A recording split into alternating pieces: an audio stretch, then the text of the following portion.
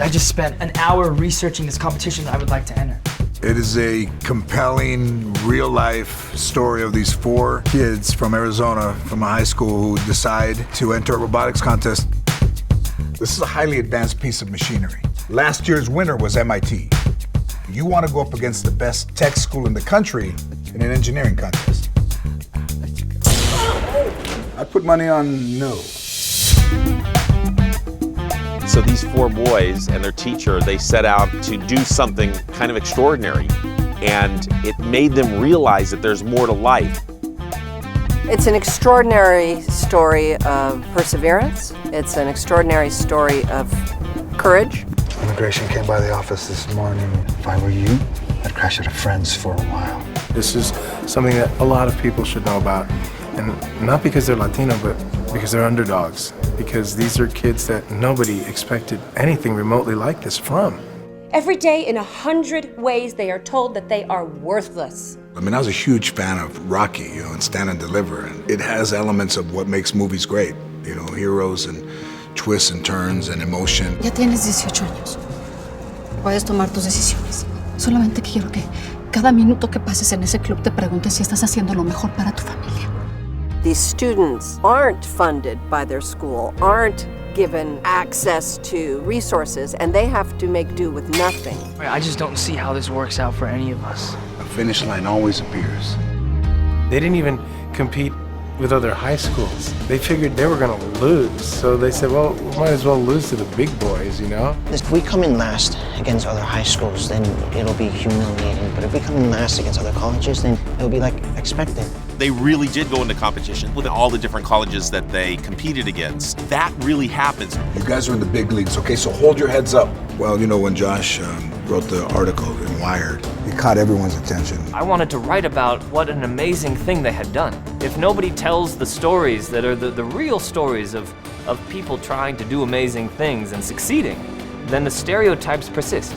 And so it was important to me, and I think it was important to the teachers and important to the guys, that this story be told. The more they need me, the more I start to wonder, am I gonna let them down? The real life boys and teachers are here.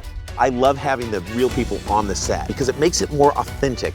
Every once in a while they go, oh, we wouldn't do that. And then we import those ideas into every frame of the movie.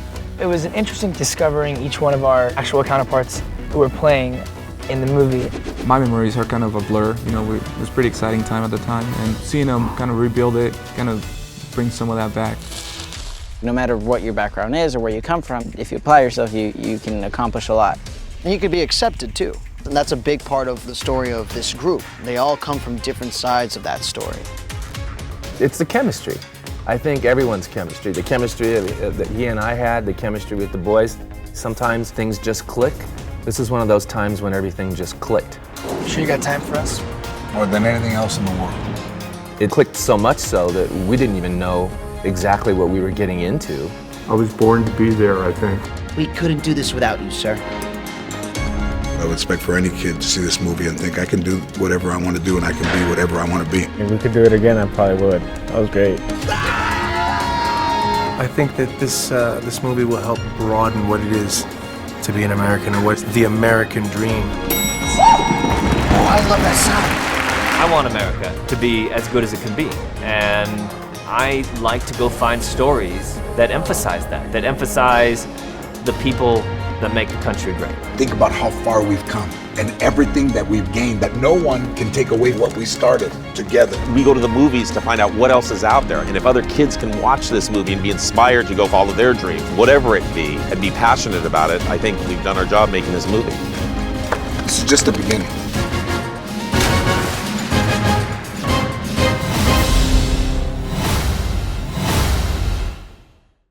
Now, what I've got for you today is method acting at its best.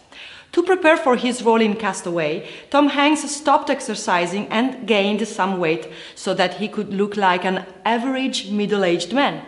When the scenes requiring a pudgy Tom Hanks were completed, the production was put on hiatus for a year to allow Hanks to lose 50 pounds and grow out his hair for the time his character was stranded on the island.